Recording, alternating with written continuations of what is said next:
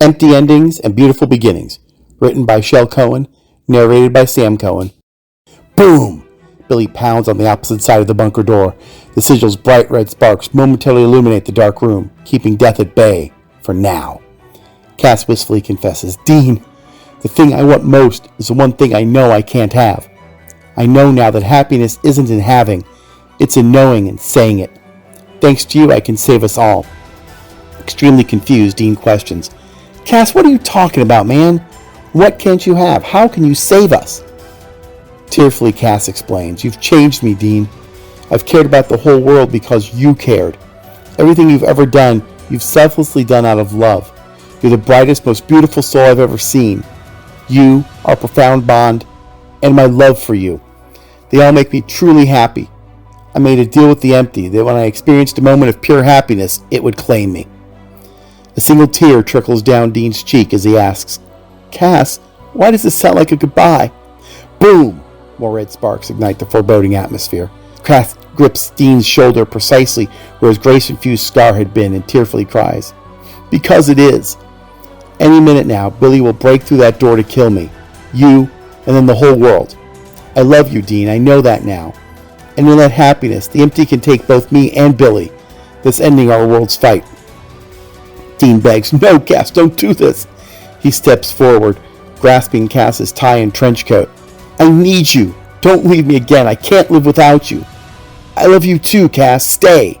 And be my best friend, lover, boyfriend, husband, whatever you want. You've always had my heart. I was just too chicken to do anything." Wide-eyed, Cass dumbfoundedly parrots, "You love me too? You'd be mine, romantically, even with this male vessel?" "I do, Cass. Us together forever," Dean proclaims, kissing Cass's neck. "I'd love you in any vessel, any universe, any timeline, because it's you. Although, gotta admit, that vessel is really hot, and yes, I'm into that too." He kisses Cass's jaw. "Stay and marry me." He kisses the corner of Cass's mouth. Boom! Red sparks pop, fizzle, and the door shatters. Billy laughs triumphantly, sauntering towards her prey, mocking, "Foolish boys. Your feeble escape attempts are over.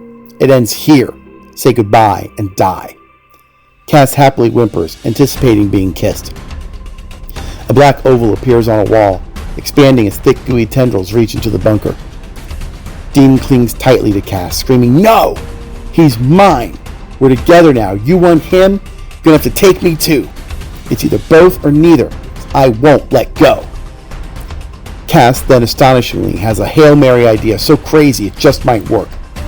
He quickly slices his throat with Dean's pocket knife, which he is still holding, which causes his grace to trickle down his vessel. Cass then wraps his arm tightly around Dean, whispers, "Still beautiful, still Dean, love you," before softly pressing his lips against Dean's quivering mouth. The empty steps through the black hole in the bunker and immediately shoots a single large tendril towards Cass, expertly collecting every molecule of grace, while leaving the human vessel alone. Meanwhile, hundreds of small tendrils engulf Billy, dragging her through the portal. After an agonizingly long minute, the empty's remaining tendril surprisingly brushes Cass's neck to heal his wound, carefully retracts it while carrying the coveted pieces of grace within it to the portal, and the interdimensional hole closes. Dean retains his death grip on Cass and deepens their kiss, as if this was the only chance to show his reciprocated feelings of their profound bond. He'd previously shut his eyes, partly to revel in their feeling their first kiss, partially because he didn't want to see Cass being forcefully wrenched away, so Dean isn't yet aware of what had actually happened. After the empty's departure, Cass relaxes into Dean's embrace, ruffles Dean's hair playfully, and rubs soothing lower back. Cass sighs contentedly and playfully nibbles at Dean's lower lip. After a couple of minutes, Cass slowly pulls back, cups Dean's chin with one hand, stares searchingly into his eyes and asks, "Are you sure you want this? You've never expressed real interest before, only jokingly or sarcastically, but never seriously." Dean blushes, looks longingly at Cass's plump, just-kissed lips and apologizes. "Yeah, sorry about that, buddy. I promise I truly do want us together in all ways. I tried to repress those feelings for a long time, because I've never been with a guy. I wasn't sure about coming out or how to make the first move. I wasn't even sure if angels could feel love, have relationships, or get intimate, and couldn't muster up the courage to ask. Speaking of angels, Cass interrupts, I'm fully human now. The empty took my grace along with Billy. It simply wants to sleep and doesn't actually care about my vessel if it retains my grace. Just be gentle with me now as I'm learning too, and can't heal us anymore.